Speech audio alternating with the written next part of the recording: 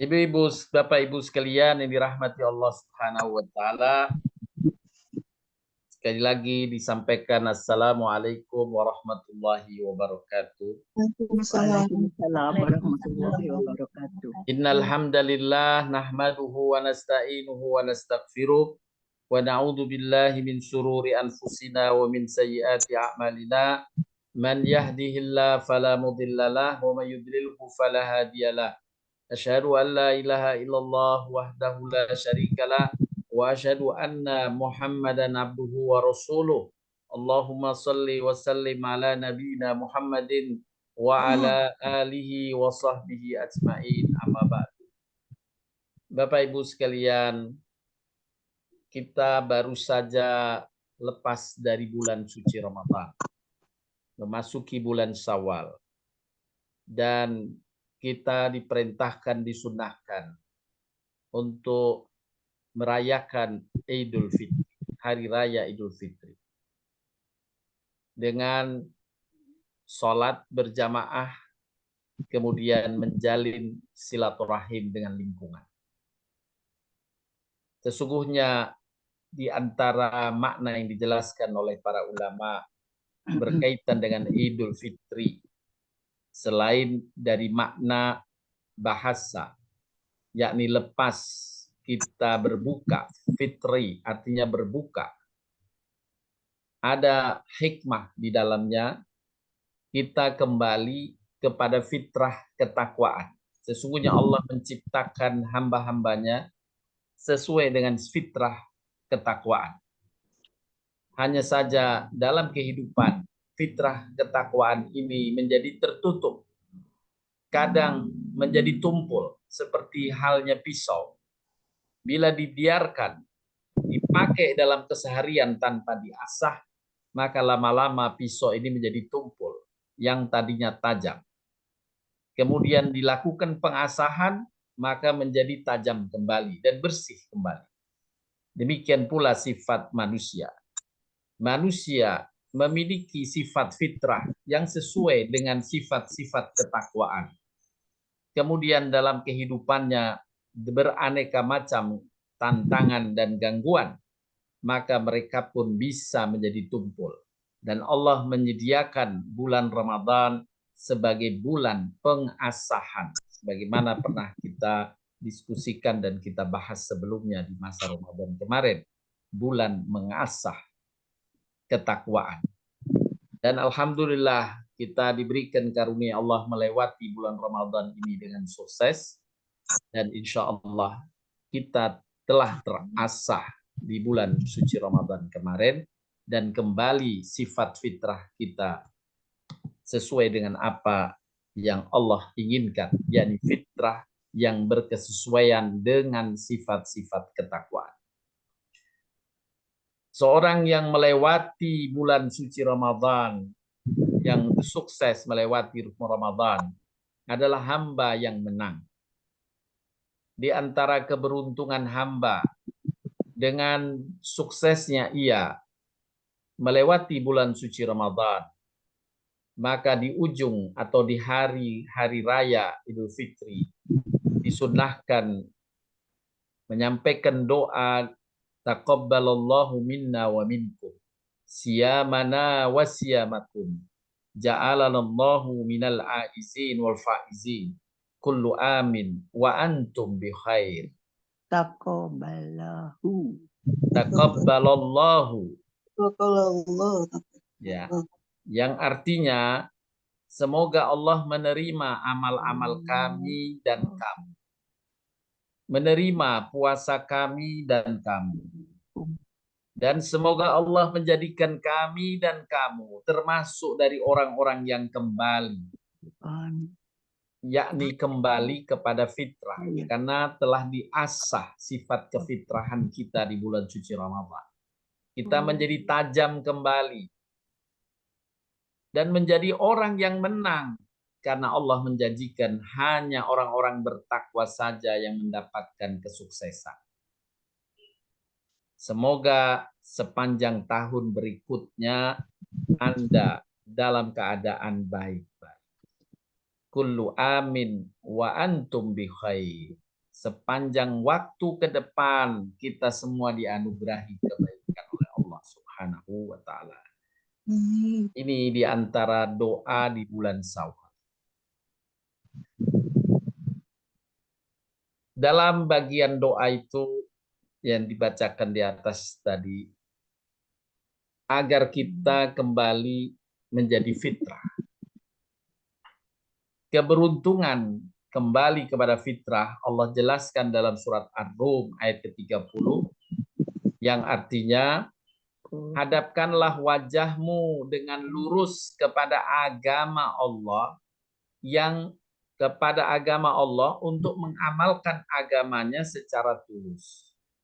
Tetaplah di atas fitrah Allah yang telah menciptakan manusia menurut fitrah itu. Tidak ada perubahan pada fitrah Allah. Itulah agama yang lurus, tapi kebanyakan manusia tidak menyadarinya. Allah telah siapkan sifat-sifat fitrah dalam agama. Agama ini mengarahkan kepada sifat-sifat kefitrahan sesuai dengan ciptaan Allah. Maka siapa yang merujuk kepada ad-dinul Islam, sesungguhnya ia telah mengembalikan dirinya kepada fitrah penciptaannya.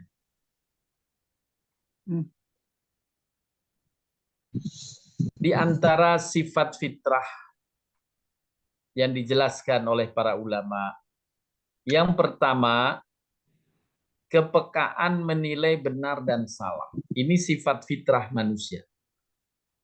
Allah memberikan kepada manusia akal pikiran dan hati serta rasa. Yang dengan 3 alat itu, akalnya, hatinya, dan rasa, sesungguhnya Allah permudah hamba untuk menetapi dan memahami mana yang benar, mana yang salah. Akan tetapi karena tumpulnya keadaan, banyak manusia yang tidak peka lagi mana yang benar, mana yang salah. Ini karena tumpulnya alat yang Allah anugerahkan berupa akal, perasaan, dan hati.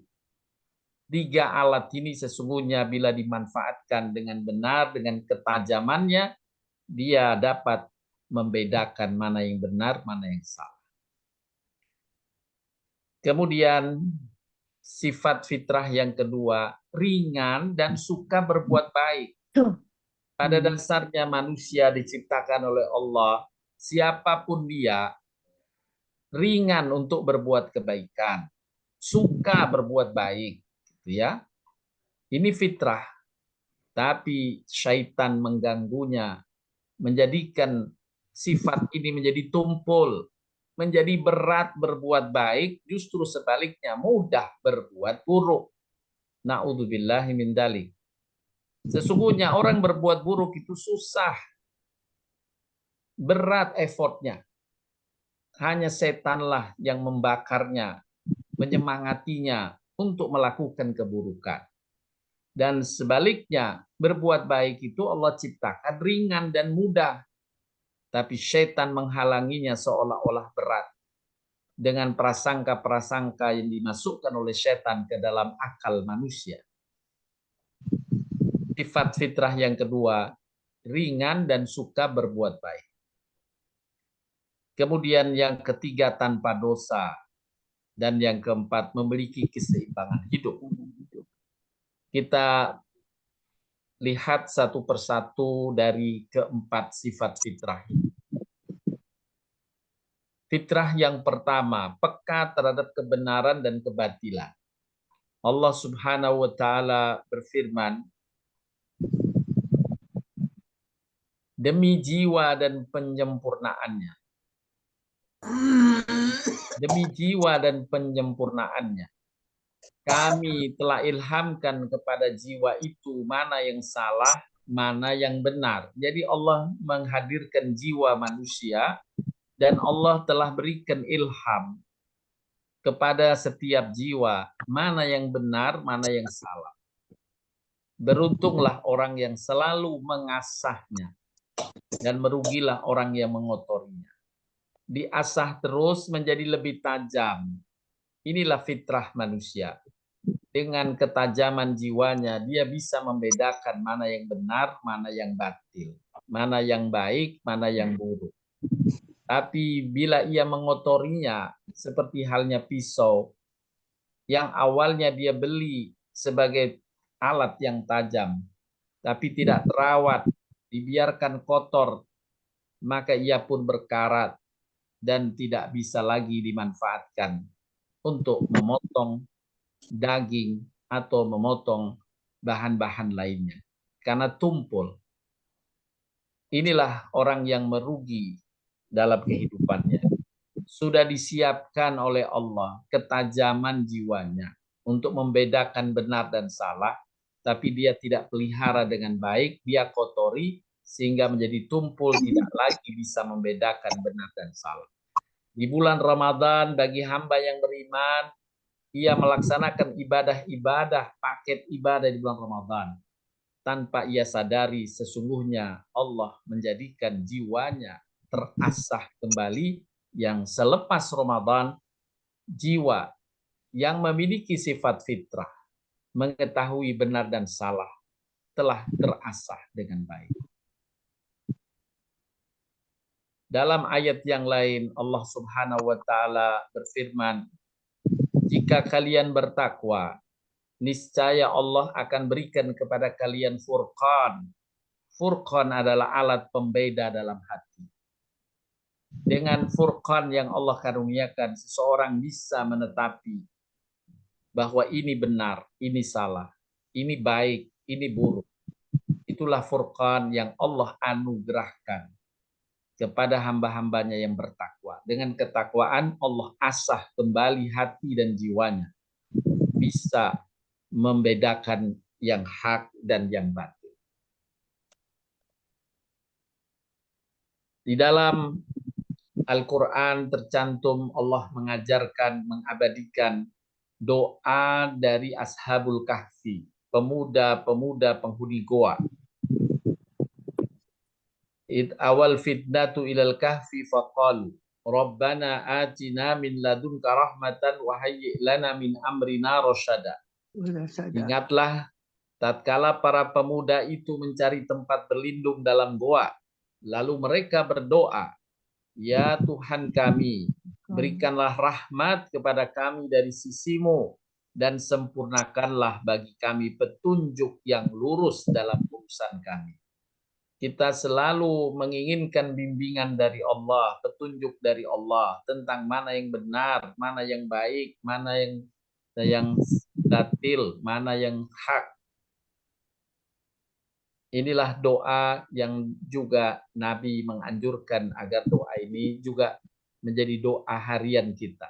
Rabbana atina min ladunka rahmatan wa hayyi' lana min amrina rasyada. Dikuatkan dalam hadis Nabi SAW berikutnya.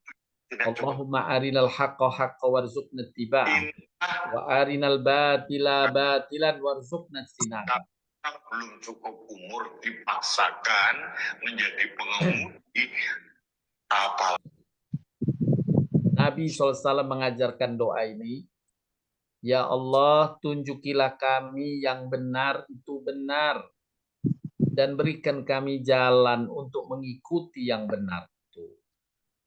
Dan tunjukilah kami yang batil itu batil, dan berikan kami jalan untuk menjauhinya. Yakni kita memohon kepada Allah agar tidak tersamar yang batil dengan kebatilan. Jelas mana yang benar dan jelas pula mana yang batil. Seperti jelasnya warna putih dari warna hitam, warna biru dari warna hijau, dan seterusnya. Ini yang kita minta kepada Allah sesuai dengan doa Nabi SAW. Dalam hadis disebutkan, barang siapa yang membaca doa di atas Allahumma arinal haqqa haqqan warzuqna ittiba'ah, sebelum memulai sesuatu. Jadi kalau mereka ingin memutuskan sesuatu, ingin melakukan sesuatu, yang di situ diperlukan untuk menentukan hak dan batil, benar dan salah. Kemudian dia berdoa, Allahumma arinal haqqa haqqan warzuqna ittiba'ah. Maka Allah akan memberikan kepada dia kekuatan untuk mengikuti kebenaran. Dan barang siapa yang membaca doa tersebut sebelum tidur, maka Allah akan memberikan kepadanya kekuatan untuk terhindar dari kebatilan. Nah, ini oleh karenanya dengan lepasnya Ramadan, mudah-mudahan kita telah terasah kembali dan jiwa, hati, fitrah kita, yakni Allah ilhamkan mana yang benar itu benar-benar dan yang salah dengan jelas yang salah, tidak tersamar. Maka kita pelihara pula dengan doa-doa yang Allah ajarkan baik dalam surat Al-Kahfi tadi maupun dari sabda Nabi SAW. Sekali lagi dalam surat Al-Kahfi, Rabbana atina min ladunka rahmatan wa hayyi' lana min amrina rasyada. Doa yang dibimbing oleh Nabi, Allahumma arinal haqqa haqqa warzuqna ittiba'ah wa arinal batila batilan warzuqna ijtinabah. Dengan fitrah yang pertama ini, maka kita mendapatkan furqan, pembeda yang jelas, yang tidak mendatangkan subhat. Apa itu subhat atau penyakit subhat? Penyakit subhat adalah samar, kabur, atau tidak jelas. Sehingga jadilah perkara kebaikan menjadi samar dengan kemungkaran. Orang yang tersebut mengenal yang baik dan tidak mengingkari kemungkaran. Bahkan kemungkinan penyakit ini menguasainya sampai dia meyakini bahwa kebaikan itu adalah justru kemungkaran, yang mungkar sebagai yang baik, hak sebagai kebatilan, dan batil sebagai yang hak. Jadi tertukar, yang baik mana, yang buruk mana, ketukar. Ini adalah penyakit subhat. Karena apa? Karena jiwa telah menjadi tumpul. Karena jiwa tidak terasah. Maka dengan pengasahan kita berharap keraguan, kesamaran, atau penyakit subhat ini akan dijauhkan oleh Allah pada kita. Disebutkan dalam surat Al-Kahfi tentang subhat yang banyak menimpa manusia. Ada subhat kekafiran dan ada subhat kemunafikan. Allah berfirman dalam surat Al-Kahfi ayat 103 sampai 105. Katakanlah, apakah akan kami beritahukan kepadamu tentang orang-orang yang paling merugi perbuatannya, yaitu orang yang telah sia-sia perbuatannya dalam kehidupan dunia ini, sedang mereka menyangka bahwa mereka berbuat sebaik-baiknya. Nah, inilah subhat. Mereka menyangka sudah berbuat baik, padahal yang dia lakukan itu jelas keburukan. Mereka itu adalah orang-orang yang kufur terhadap ayat-ayat Tuhan mereka. Dan mereka kufur terhadap perjumpaan dengan Dia. Maka hapuslah amalan-amalan mereka, dan kami tidak mengadakan satu penilaian bagi amalan mereka pada hari kiamat. Allah nggak memberi penilaian tentang kebaikan yang dilakukan karena kekufurannya, dan mereka menyangka apa yang dilakukan itu sebagai kebaikan walaupun jelas-jelas sesuai dengan perintah Allah menyalahinya. Ini termasuk subhat yang mengkhawatirkan. Kemudian juga diungkapkan dalam surat Al-Baqarah ayat 10-11 tentang subhat kemunafikan. Dalam hati orang-orang munafik ada penyakit, yakni subhat dan keraguan. Lalu Allah menambah penyakit itu, makin ia tidak bisa menilai yang benar dan yang salah. Tertukar-tukar antara yang hak dan yang batil, yang baik dan yang buruk. Bagi mereka siksa yang pedih disebabkan mereka berdusta. Dan bila dikatakan kepada mereka, janganlah kamu berbuat kerusakan di muka bumi. Mereka menjawab, sesungguhnya kami orang yang mengadakan perbaikan. Padahal telah jelas di mata banyak orang apa yang dilakukan itu adalah keburukan. Keburukan bagi orang lain, tetapi ia masih merasa kuat untuk menyatakan ini kebaikan. Nah, inilah di antara penyakit subhat yang Allah ungkapkan dalam Al-Quran.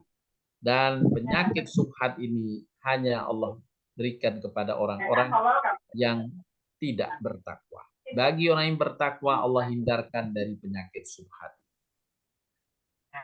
Bapak Ibu sekalian yang dirahmati Allah Subhanahu wa taala, ini adalah sifat fitrah yang pertama tadi ya. Sifat fitrah yang pertama bisa dengan jernih menentukan mana baik, mana buruk, mana benar, mana salah. Fitrah yang kedua adalah ringan dan suka berbuat kebaikan. Allah berfirman dalam surat Al-Baqarah 185, laha ma kasabat wa 'alaiha maktasabat. Ya. Mudah berbuat baik, susah berbuat buruk. Ini sifat fitrah manusia. Kalau melakukan keburukan dia berat, tapi melakukan kebaikan dia ringan. Bila seseorang telah bisa melakukan semacam ini, kalau melakukan kebaikan dia ringan, bila melakukan keburukan dia berat, maka sungguh ia telah mengasah fitrahnya. Fitrah manusia itu ringan dan suka sekali berbuat kebaikan. Kemudian sifat fitrah yang ketiga, tanpa dosa. Sesungguhnya di bulan suci Ramadan, di mana kita diasah dengan amal-amal yang Allah telah paketkan, baik puasanya, sholat tarawehnya, bacaan Quran dan zikirnya, berbuat baik pada sesamanya. Maka dengan amal-amal itu Allah menjanjikan penghapusan dosa, dan penghapusan dosa adalah terhapusnya dosa, bagian dari pengasahan agar kita menjadi manusia yang fitrah tanpa dosa. Nabi SAW bersabda, barang siapa berpuasa pada bulan Ramadan karena keimanan dan karena mengharap ridha Allah, maka dosa-dosa sebelumnya diampuni oleh Allah. Dihapus dosanya. Maka dengan diampunkannya dosa seperti bayi yang baru lahir, itulah sifat fitrah manusia, tanpa dosa. Kemudian sifat fitrah yang keempat adalah hidup berkeseimbangan. Allah menciptakan alam semesta ini seimbang. Demikian pula Allah ciptakan manusia seimbang. Maka siapa yang bisa mewujudkan keseimbangan diri dalam perbuatannya, sungguh ia telah mengembalikan dirinya kepada fitrah ciptaannya. Allah Subhanahu wa taala berfirman dalam surat Al-Baqarah 143 yang artinya, dan demikian pula kami telah menjadikan kamu umat Islam ummatan wasatan. Allah memberi gelar umat Islam ini yang mengamalkan Islam dengan benar dengan gelar ummatan wasatan. Apa itu ummatan wasatan? Dijelaskan oleh para ulama. Ummatan wasatan adalah umat yang berkeseimbangan, umat pertengahan, umat yang seimbang hidupnya. Umatan. Ya, ummatan wasatan, umat yang seimbang. Allah berfirman di antaranya dalam surat Al-Baqarah, laisal birra an tuwallu wujuhakum qibalal masyriqi wal maghrib. Bukanlah menghadapkan wajahmu ke arah timur dan ke arah barat itu satu kebajikan. Sungguh tidak. Ya. Allah menyatakan bukan berorientasi ke barat, bukan berorientasi ke timur itu satu kebajikan. Tetapi Allah punya nilai sendiri. Kebajikan itu adalah engkau beriman pada Allah, pada hari kemudian, pada malaikat, pada kitab-kitab, pada nabi, dan memberikan harta yang dicintai kepada kerabat, pada anak yatim, pada orang miskin, pada musafir, pada orang yang minta-minta, untuk memerdekakan hamba sahaya, mendirikan salat, menunaikan zakat, orang-orang yang menepati janji apabila berjanji, orang yang sabar dalam kesempitan, penderitaan, dan dalam peperangan, mereka itulah orang yang benar imannya, dan mereka itulah orang yang bertakwa. Jadi orang bertakwa adalah orang yang hidupnya seimbang. Orang yang bertakwa inilah orang yang disebut dengan ummatan wasaton. Karya-karya dan amalnya seimbang. Ummatan wasaton. Umat yang seimbang. Orang bertakwa. Dan kita sama-sama mengetahui bulan Ramadan adalah untuk mengasah ketakwaan. Ya ayyuhalladzina amanu kutiba alaikumusiyam kama kutiba alal ladzina min qablikum la'allakum tattaqun. Agar kamu bertakwa. Dengan puasa kita diharapkan terasah nilai ketakwaan. Dan bila ketakwaan telah terasah, sesungguhnya nilai-nilai takwa adalah nilai-nilai keseimbangan. Siapa yang mengamalkannya, maka Allah berikan gelar ummatan wasaton sebagai bagian dari umat yang seimbang. Kita lihat pola hidup keseimbangan orang bertakwa. Yang pertama adalah hablu minallah wa hablu minan nas. Orang bertakwa seimbang dalam amal menjaga hak Allah dan beramal berbuat kebaikan pada sesama. Allah diantaranya berfirman dalam surat An-Nisa ayat 36. Wa'budullaha wa la tusyriku bihi syai'a wa bil walidaini ihsana, al-ayah. Sesungguhnya sembahlah Allah dan jangan kalian mempersekutukannya dengan sesuatu. Ini adalah perintah menjaga hak Allah, hablu minallah. Dan selanjutnya berbuat baiklah kepada kedua orang tuamu, kepada karib kerabatmu, pada anak-anak yatim di sekitarmu, pada orang miskin, pada tetanggamu yang dekat, pada tetanggamu yang jauh, pada teman sejawatmu. Dan selanjutnya, ini adalah perintah hablum minan nas. Orang bertakwa seimbang dia dalam mengamalkan hablum minallah dan hablum minan nas.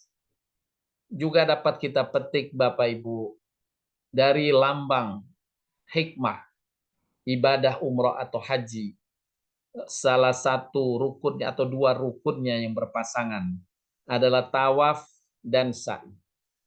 Tawaf mengitari Ka'bah. Untuk tawaf salah satu syaratnya harus berwudu.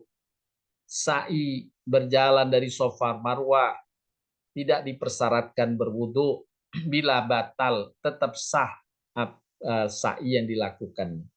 Karena ini dua lambang. Tawaf adalah lambang hablu minallah dan sa'i adalah lambang hablu minan nas. Tawaf mengitari Ka'bah 7 kali putaran.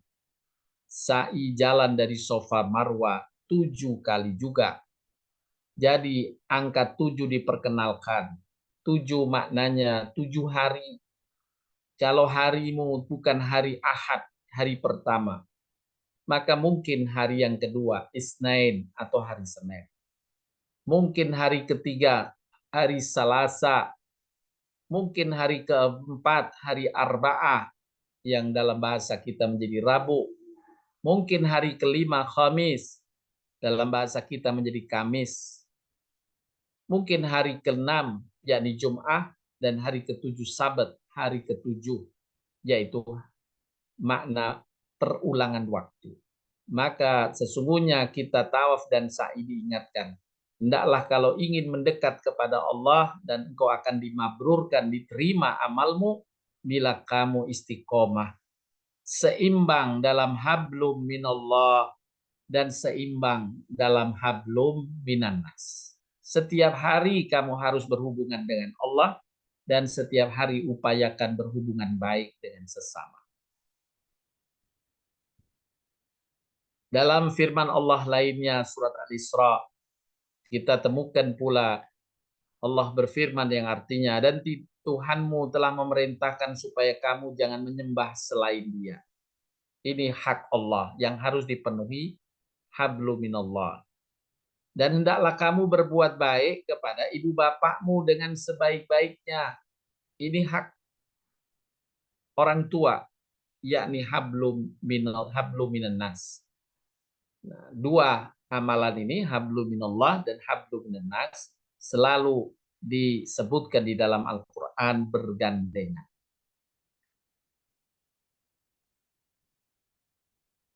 Kemudian Bapak Ibu sekalian yang dirahmati Allah Subhanahu wa taala.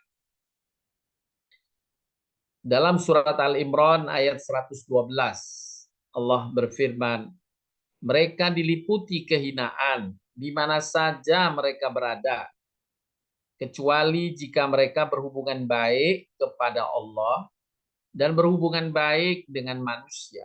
Hablum minallah dan hablum minan nas. Mereka kembali mendapat kemurkaan dari Allah dan mereka diliputi kerendahan jika tidak menjaga keseimbangan dari dua amalan ini. Amalan hablum minallah dan amalan hablum minan nas.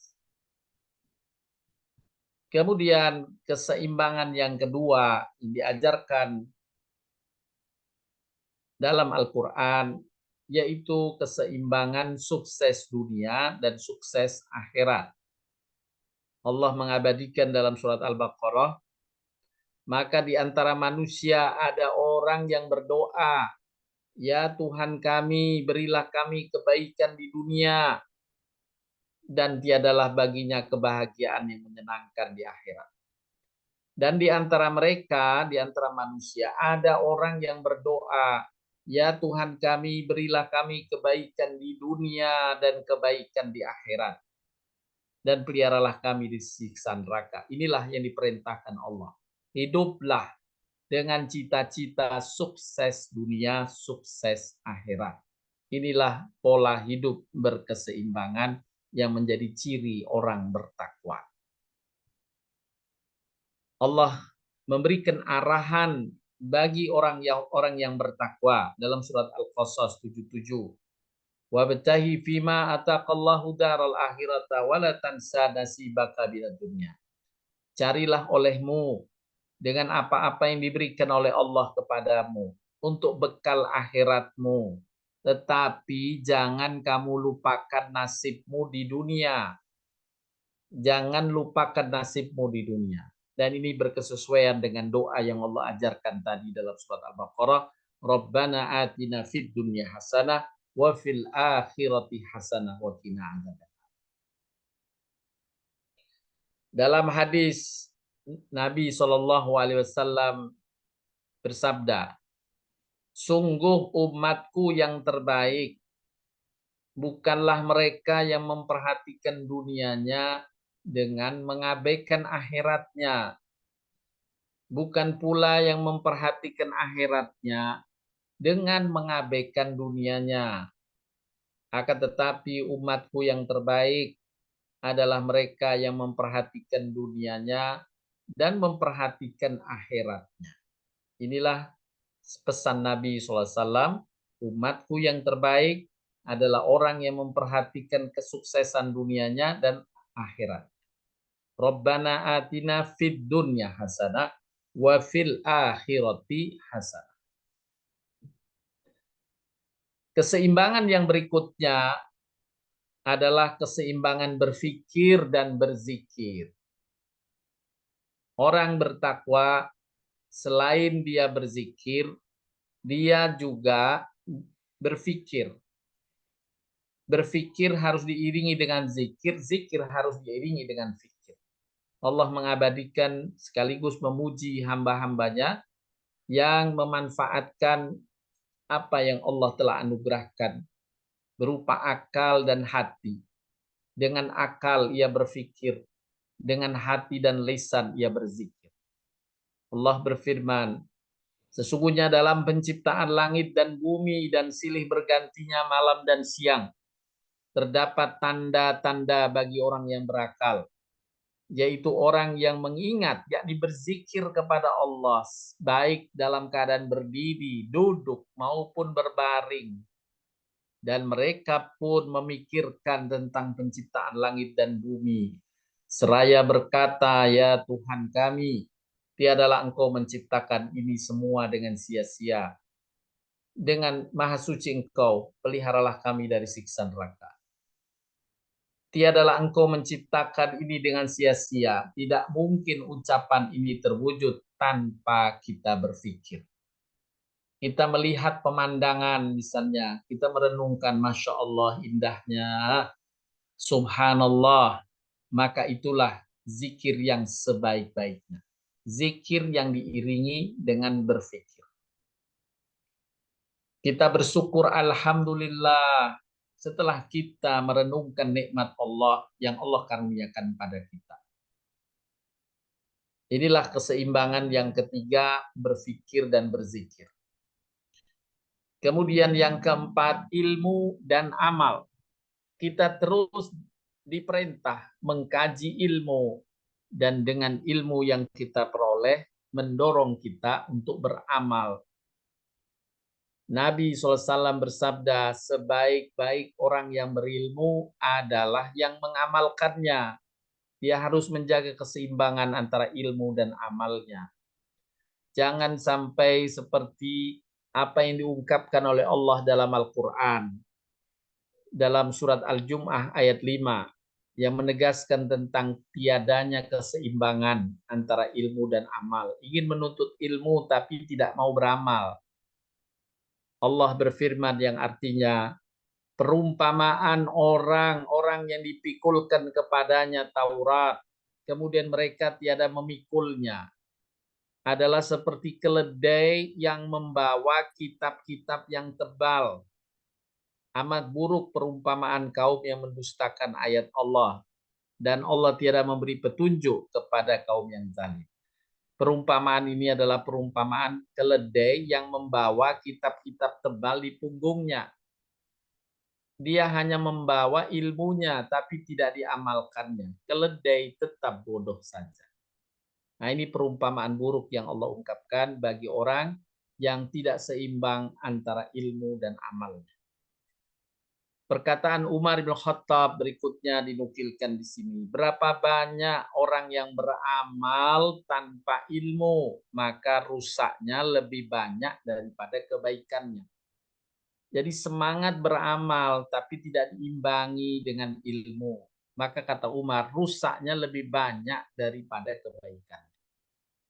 Jadi perumpamaan yang disebutkan dalam Al-Quran adalah contoh bagaimana orang yang berilmu tanpa amal.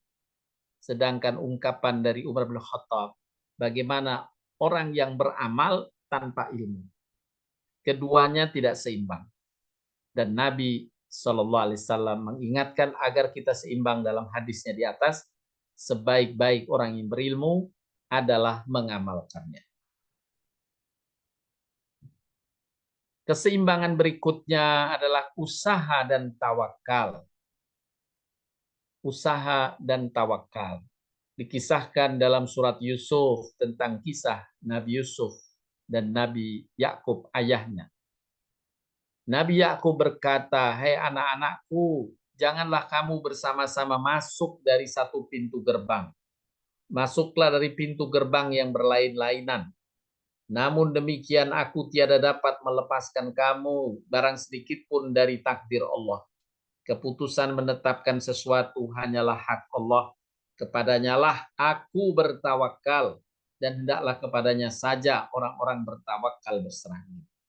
Walaupun Nabi Yakub tahu dan dia mengikrarkan ketawakalan kepada Allah, tapi tetap menyuruh anak-anaknya berikhtiar, yakni jangan kamu masuk dari satu pintu gerbang.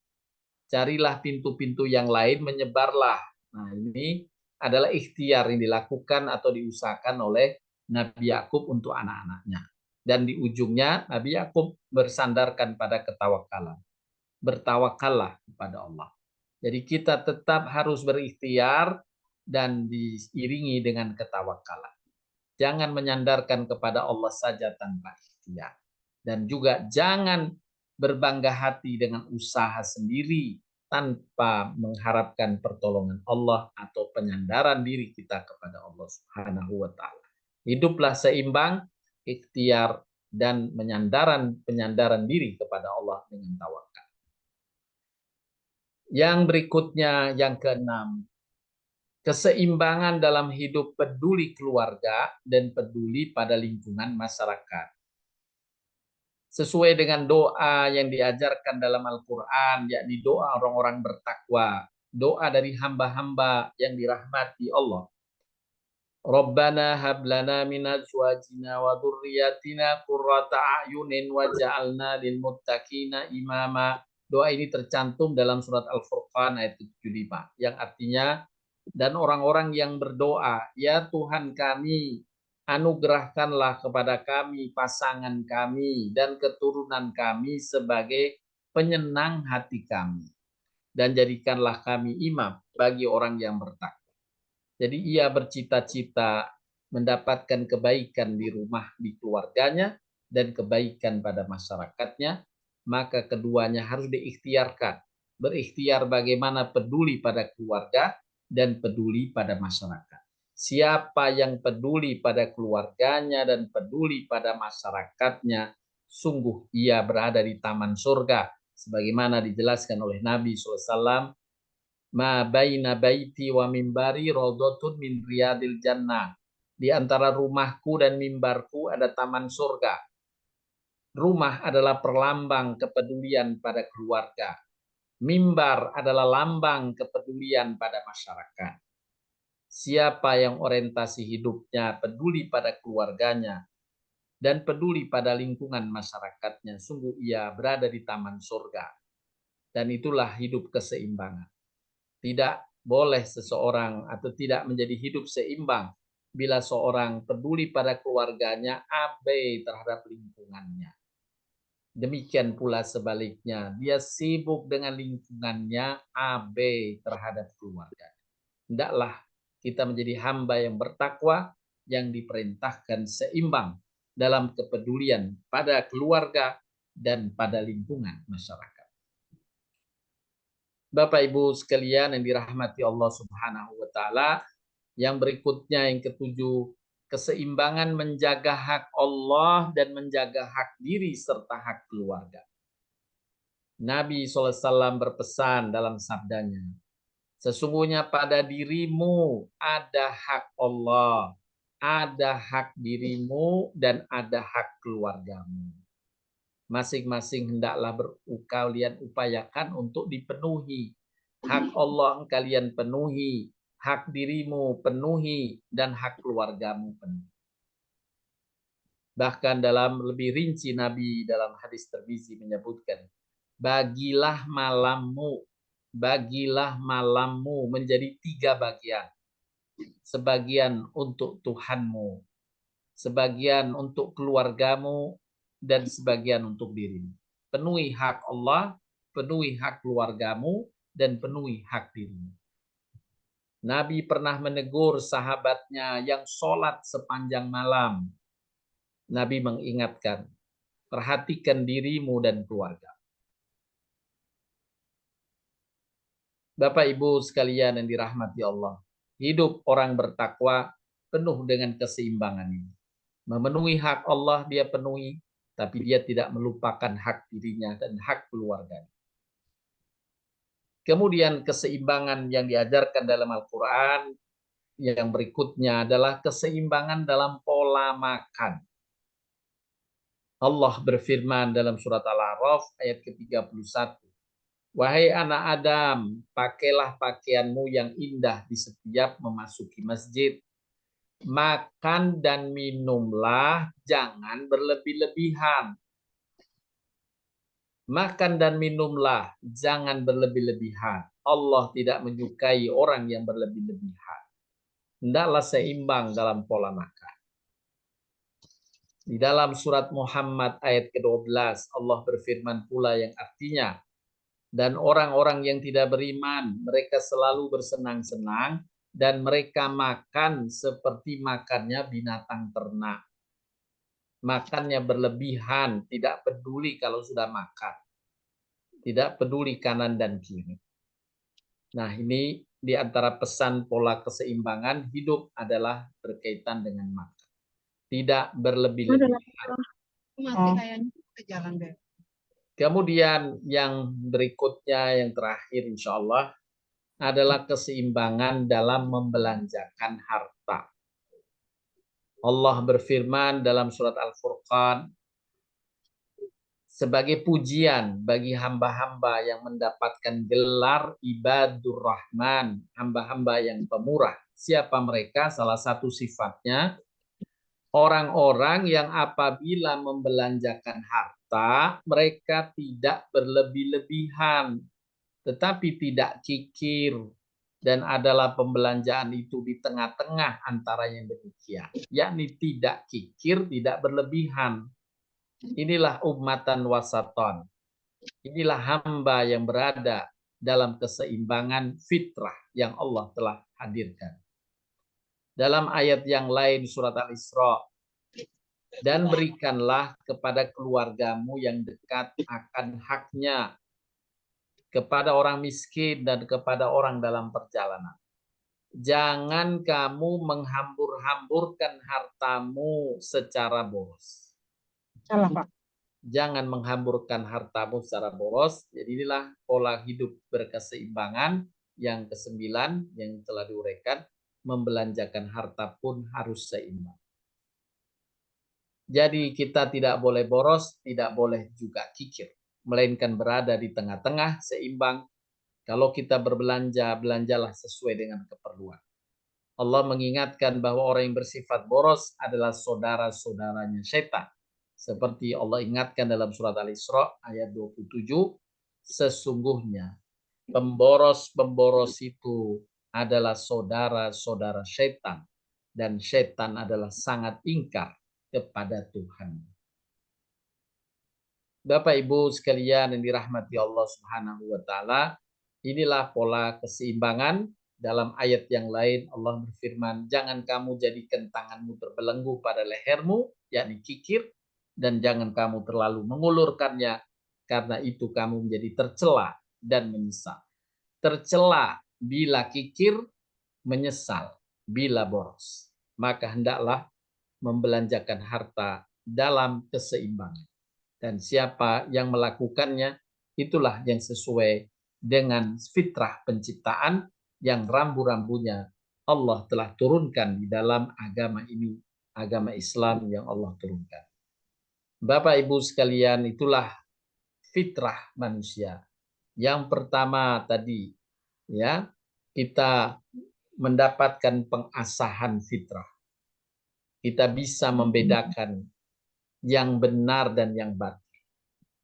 Kita fungsikan lagi akal, fikir, dan hati kita untuk menentukan kebaikan dan keburukan.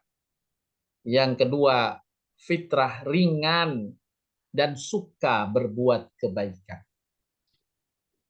Fitrah yang ketiga, semoga Allah limpahkan kepada kita, diampunkan dosa-dosa kita selepas bulan Ramadan kemarin, dan kita menjadi hamba seperti halnya bayi yang baru lahir, tidak punya dosa lagi. Dan yang keempat, fitrah pola hidup berkeseimbangan. Dengan pola yang saya coba ingatkan kembali, seimbang dalam memenuhi hak Allah dan hak sesama. Hablu minallah, hablu minannas. Seimbang dalam harapan sukses dunia dan sukses akhirat. Kemudian seimbang dalam berpikir dan berzikir. Seimbang dalam ilmu dan amal. Seimbang dalam usaha, yakni ikhtiar dengan tawakal. Seimbang peduli keluarga dan peduli lingkungan. Seimbang dalam menjaga hak Allah, hak diri dan hak keluarga. Seimbang dalam pola makan, dan terakhir seimbang dalam membelanjakan harta. Inilah yang dapat disampaikan. Semoga dengan selesainya kita kemarin menjalani bulan suci Ramadan, kita benar-benar dikembalikan Allah kepada fitrah, ketakwaan. Jadilah kita insya Allah sama-sama menjadi hamba yang beruntung. Amin. Ya Rabbal Alamin. Demikian yang dapat disampaikan, mudah-mudahan bermanfaat. Untuk selanjutnya, bila ada yang ingin didiskusikan, dipersilahkan. Saya persilahkan Bu Lili mungkin bisa menjadi moderator. Ya, jazakallah Pak Ustadz. Silakan ibu-ibu, bapak-bapak yang ingin ada pertanyaan.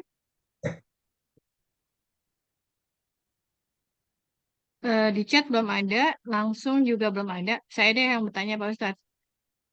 Silakan Bu Lili. Kalau Ya, ah ya ya kita kan silakan. fitrahnya ya kalau kita kan fitrahnya berbuat baik. Kita nih berbuat baik nih sama siapa aja. Tapi tiba-tiba kalau kita memilih hanya orang tertentu, tapi untuk satu atau dua orang kita nggak mau, itu gimana Pak Ustadz? Baik, ya. Tentu setiap orang punya kedekatan yang berbeda-beda. Demikian pula Allah Subhanahu wa Ta'ala di surat An-Nisa tadi yang kita bacakan, saya akan tayangkan kembali surat An-Nisa ayat 36. Nah, ini kita perhatikan di sini bahwa Allah Subhanahu wa Ta'ala memerintahkan kita berbuat baik tidak secara umum pernyataannya dengan mengatakan berbuat baiklah pada siapa saja, tidak. Tapi Allah memberikan skala kurang lebihnya ya. Masih jauh ya Pak, 40 menitan. Yang pertama disebut berbuat baiklah kepada kedua orang tua. Kita maklum bahwa orang tua kita adalah orang yang paling dekat dengan kita. Ya. Kita sudah memaklumi itu. Artinya kadar kedekatannya adalah sudah maklum. Dan Allah menyuruh kita berbuat baik kepada orang dengan kadar kedekatan. Ya. Kepada orang tua dulu. Kemudian kepada kerabat. Kemudian kepada orang-orang anak yatim di sekitarmu yang kita kenal. Ya, yang di sekitar kita yang kita kenal. Orang miskin yang kita kenal. Kemudian tetanggamu yang dekat dan tetanggamu yang jauh. Ini menunjukkan prioritas. Tetangga dekat, ada tetangga jauh. Teman-teman sejawat. Nah ini di antara bagaimana urutan dalam berbuat kebaikan. Nah, dengan pertanyaan tadi, ya, kita mendahulukan si A dari si B, gitu, memberi si A tapi tidak memberi si B, itu suatu kewajaran saja dalam kehidupan. Nggak mungkin kita memenuhinya semuanya, ya, tidak mungkin semuanya. Tetapi yang pasti jangan sampai kita menentukan prioritas itu karena hal-hal yang permusuhan, tidak, ya. Jangan dimaksud dengan permusuhan dengan kerabat dan sebagainya, tidak. Jadi kalau dengan kerabat dan sebagainya, tetangga, ya sudah kita disuruh tetap berbuat baik. Balaslah keburukan dengan kebaikan. Begitu Bu Lili. Baik Pak Ustadz, paham. Terima kasih. Silakan untuk yang lain. Saya ada pertanyaan Pak Ustadz dari chat, tetapi orangnya nggak mau disebutkan namanya. Ini di luar topik, boleh Pak Ustadz ya? Silakan, silakan. Mengenai harta waris Pak Ustadz. Ya. Kalau harta warisnya belum dibagikan, tetapi yang berhak mendapatkan ini sudah berencana kalau saya nanti sudah dibagikan, saya ingin mewakafkan bagian saya sekian persen. Boleh nggak begitu Pak Ustadz? Baik. Niat baik adalah sesuatu yang dihargai dalam agama. Jadi menginfakkan dibolehkan. Ya, dia niat semacam itu. Nanti kalau ini dicairkan, saya akan mewakafkan sebagian misalnya. Itu niat baik. Dibolehkan Bu Lili. Oh baik Pak Ustadz. Ya. Ada lagi pertanyaan yang kedua, silakan. Ya. Benar. Silakan, Betul. silakan Bu Endang. Astagfirullahaladzim. Assalamualaikum Pak Ustadz. Waalaikumsalam, silakan Bu Endang. Ya, mohon maaf lahir batin. Pak Ustadz, Sama-sama. ini mungkin di luar tema ya Pak Ustadz. Bagaimana Ya, menghadapi tetangga yang zolim gitu Pak Ustadz. Terima kasih. baik ya. Nah, pas ini ayat yang ada di tayangan kita di An-Nisa 36, berbuat baiklah kepada orang tua, pada kerabat, anak yatim, orang miskin, tetanggamu yang dekat maupun tetanggamu yang jauh. Tetangga dekat, tetangga jauh ini ada dua penafsiran. Penafsiran pertama dilihat dari letak. Definisi tetangga dekat adalah tetanggamu yang engkau bisa melihat dari rumahmu keluar masuk mereka. Itu tetangga dekat. Tetangga jauh, tetanggamu yang engkau tidak bisa melihat keluar masuknya orang ke rumahnya. Kemudian tafsir yang kedua, tetangga dekat adalah tetangga muslimmu, dan tetangga jauh, tetangga non-muslimmu, dan kamu tetap diperintah berbuat baik kepadanya. Makanya Nabi menjelaskan, tetanggamu itu ada yang memiliki 3 hak, ada tetanggamu yang memiliki 2 hak, ada tetanggamu yang memiliki 1 hak. Tetanggamu yang memiliki 3 hak adalah tetanggamu, kebetulan dia kerabatmu, dan dia muslim. Maka dia hak tetangga, hak kekerabatan, hak kemusliman. Dia dapat 3 hak. Tetanggamu yang punya 2 hak adalah tetanggamu muslim dan dia bukan kerabatmu. Itu punya 2 hak. Hak tetangga dan hak muslimnya. Adapun tetanggamu yang memiliki 1 hak darimu, tetanggamu yang non-muslim bukan kerabat. Tetap kita diperintah berbuat baik kepadanya. Nah, pertanyaan tadi bagaimana tetangga yang zalim? Ya, tadi kezaliman itu perlu diukur. Ada kezaliman yang menyebabkan kita sampai tidak bisa melakukan kebaikan. Ada kezaliman yang kezalimannya itu menggerus sedikit dari kenikmatan kita. Maka bila kezaliman orang termasuk tetangga itu menggerus sedikit dari kenikmatan kita, maka Allah memberikan ganjaran besar bila kita memaafkannya. Bila kita tetap berlapang dada. Dalilnya surat An-Nur ayat ke-22. Bila kita dizalimi, tapi kezaliman itu masih dalam pantauan, masih bisa kita, memang kita rugi, kita tersakiti, kita rugi, tapi masih bisa kita kendalikan. Maka maafkanlah, tetap berlapang dadalah. Allah memberikan bonus besar dengan pertanyaan, apakah kamu tidak ingin Allah mengampuni semua dosamu? Maka bila kita berharap Allah mengampuni semua dosa, dan kita tahu bila Allah mengampuni dosa kita, Allah akan bukakan pintu karunia. Maka apa yang dikurangkan oleh tetangga kita, Allah yang akan mencukupkannya. Nah, itu bila kezalimannya masih bisa dalam jangkauan kita untuk merelakannya. Bukan menjadi sebab misalnya hilang tanah kita dan sebagainya. Tapi kalau sampai hilang tanah kita, itu menjadi hak kita untuk dipertahankan. Begitu Bu Endang. Ya, terima kasih. Baik. Belum ada lagi Pak Ustadz. Baik Bapak Ibu sekalian, mudah-mudahan insya Allah selepas bulan Ramadan kita sudah terasah kefitrahan diri kita.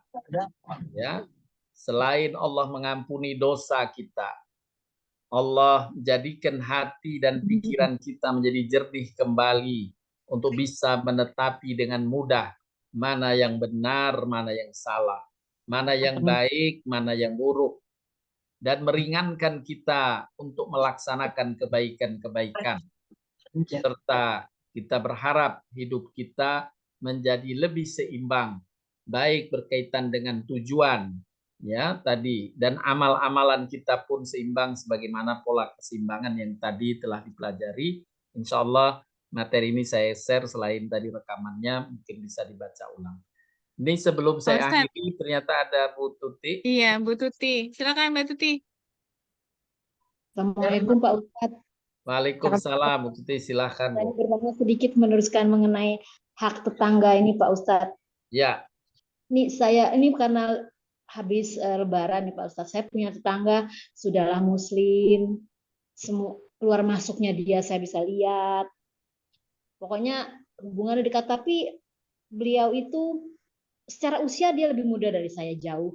Tapi memang nggak mau berinteraksi gitu loh Pak Ustadz. Itu kalau kayak sementara saya kalau lebaran gini kan saya datang nih ke tetangga yang lebih tua kiri kanan, biasalah silaturahim bersalaman saya. Tapi kalau sama yang muda itu kok saya berat sekali rasanya gitu Pak Ustadz ya. iya. Jadi bagaimana itu Pak Ustadz ya, karena sepertinya beliau ini memang tidak mau berinteraksi gitu. Jadi bahkan kalau misalnya mobilnya keluar karena rumah tidak terlalu jauh di depan jalan, saya berdiri di depan pagar aja manggut pun dia nggak mau gitu Pak Ustadz. Tapi nggak juga menunjukkan muka marah atau benci juga enggak. Jadi kayak nggak ngelihat aja gitu Pak Ustadz. Ya, baik. Nah, kok kita sekarang gini, sebagai yang tua saya harus ngajarin, tapi ini anak muda kok nggak bisa. Saya berat gitu. Sekarang kayaknya nggak mau berinteraksi, itu bagaimana ya Pak Ustadz? Posisi kita gitu loh. Iya, sebagai Bu. tetangga.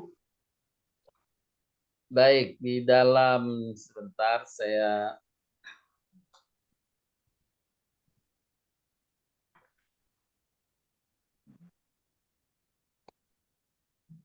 di dalam surat Fussilat Bu ya, nanti dilihat lagi surat Fussilat surat ke-41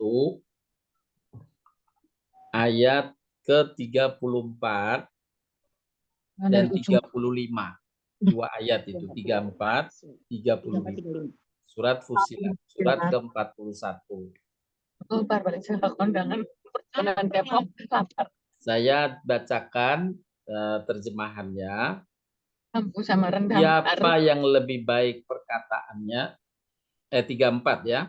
Tidaklah sama kebaikan dengan keburukan. Hadapilah keburukan itu dengan cara yang baik.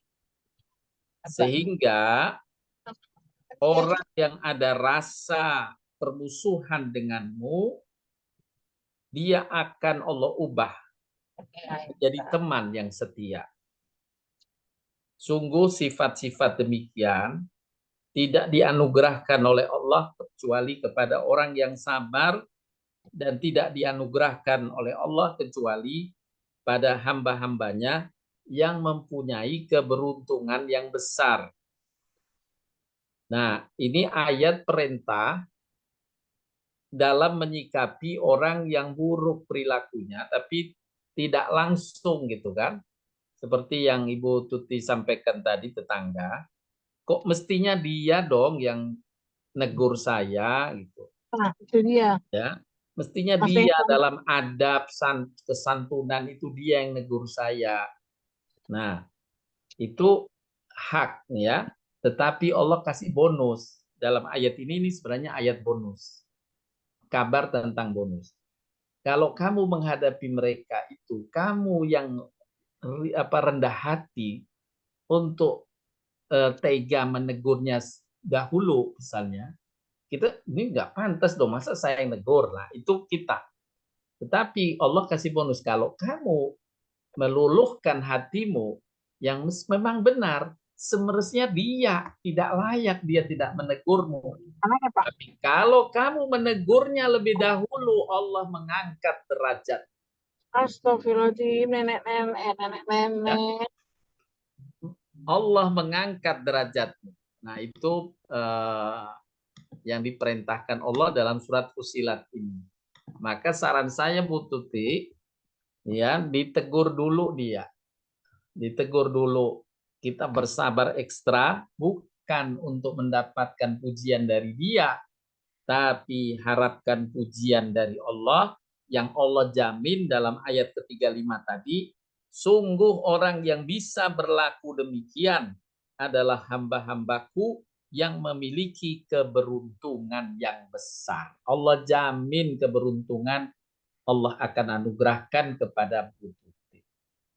Begitu, Bu.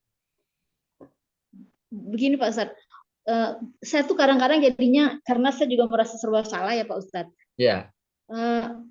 Dalam satu kondisi dia pernah datang ke rumah saya, karena dia perlu surat apa sih, dia lagi ngurus masalah harta waris, kan harus ada saksi tetangga.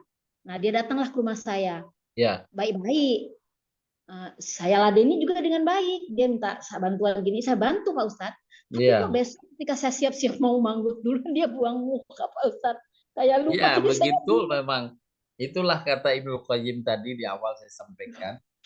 Di antara kenapa alasan Allah memberi ganjaran besar kepada amal interaksi dengan sesama dibanding dengan amal ibadah-ibadah khusus, karena amal ibadah khusus modalnya cuma waktu dan tenaga. Amal ibadah khusus seperti sholat, puasa, itu cuma waktu dan tenaga modalnya. Tetapi amal interaksi dengan sesama, selain waktu, tenaga, pikiran, perasaan, kadang kita sambil mengelus dada. Nah, disitulah kenapa Allah memberikan ganjaran besar, bonus-bonus besar bagi hamba yang sukses dalam berinteraksi dengan sesama dengan kebaikan-kebaikan tadi. Memang Allah menyuruh kita selama tadi masih bisa terkontrol kebutuhan kita, yang cuma tergores itu hati, tergores cuma pikiran, maka lebih baik maafkan, Allah yang akan menjaminkan keberuntungan bagi kita. Begitu Bu Tuti, tetap semangat berbuat kebaikan. Terima kasih Pak Ustadz. Gangguannya berat tapi pahalanya besar. Terima kasih Pak Ustadz. Sama-sama. Baik.